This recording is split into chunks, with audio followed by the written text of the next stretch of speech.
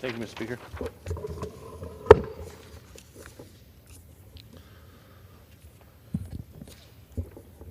Before President Trump got into office recently, America's security was really in doubt, especially on our border.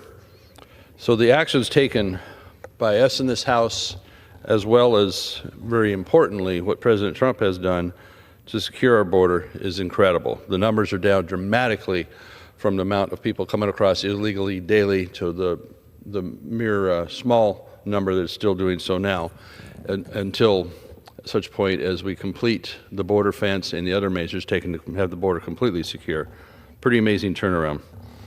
So tomorrow, the House Committee on Oversight and Government Reform will question the mayors of several of our large cities that seem to be just more concerned about the benefits of illegal immigrants than of American people.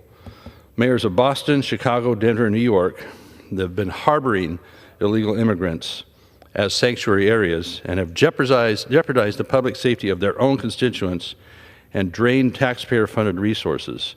They'll be held accountable in this hearing. These so-called leaders have chosen to ignore federal immigration laws. They're breaking the law, and they brag about it, and they say they will continue to do so. They chose to shield illegal immigrants, including criminals, rather than protect the people they were actually elected to serve. They chose policies that have overwhelmed law enforcement, strained public services, and put American families at risk. They don't seem to care that these tax dollars come from the hardworking people that actually did have eligibility to vote for them. So we House Republicans refuse to let this continue and are continue to take action. President Trump declared a national emergency and deployed the military to the border to slow down that massive tide. Indeed, it has worked. He's ended catch and release, where basically you catch somebody at the border, process them as fast as you can, and turn them loose in the country, maybe to come back in for a hearing on asylum, supposedly within a couple of years. He reestablished the Remain in Mexico policy. So they're not to just come into the country. If Mexico's going to let them in from the south, then they can deal with it. So Remain in Mexico, not automatic passage into the U.S. He's restarted the border wall construction. Indeed, that makes it so much easier for our law enforcement personnel, our border personnel, to be able to narrow down the tide coming in and focus on what's going to happen there. He's shut down the CBP-1 app. He's terminated taxpayer-funded benefits for illegal immigrants. Now, we still have states, like my home state of California, that can't give it away fast enough. At one point, $9.5 billion for illegal immigrants in their health care program. At the same time that the state is asking for $40 billion to get bailed out after the horrific fire situation in Southern California.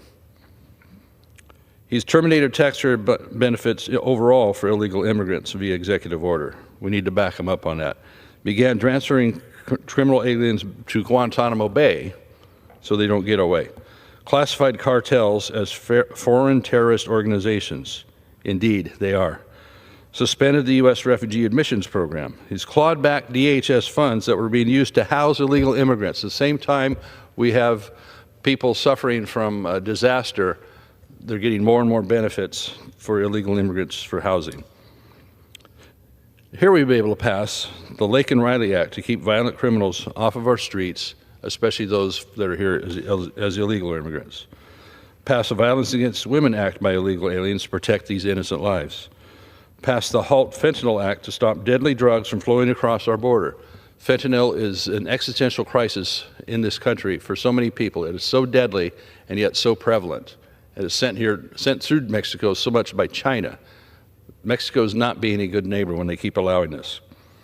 We passed the Agent Raul Gonzalez Officer Safety Act to give law enforcement the tools they need as well. Results, illegal border crossings, as I mentioned, have dropped dramatically. Apprehensions have fallen by 93% because they don't have to apprehend this 93%.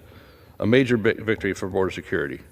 So we will not back down. I know President Trump will not back down. We need to move forward because we really are, when you uphold your right hand and swear your allegiance to this country and its Constitution, that's our job, to make our country strong, make our country safe, and serve our own citizens who are already struggling enough with inflation, with choking regulations in some cases, and so much that is going against the grain of what the founding of this country was about. So I'm proud of the work we've been trying to do here on the House floor. I hope we can get more of a bipartisan effort on that as we see the common sense of what we're trying to do, that the Senate can take this up and support the leadership President Trump has provided and the results we've seen so strongly so far. I yield back. The chair recognizes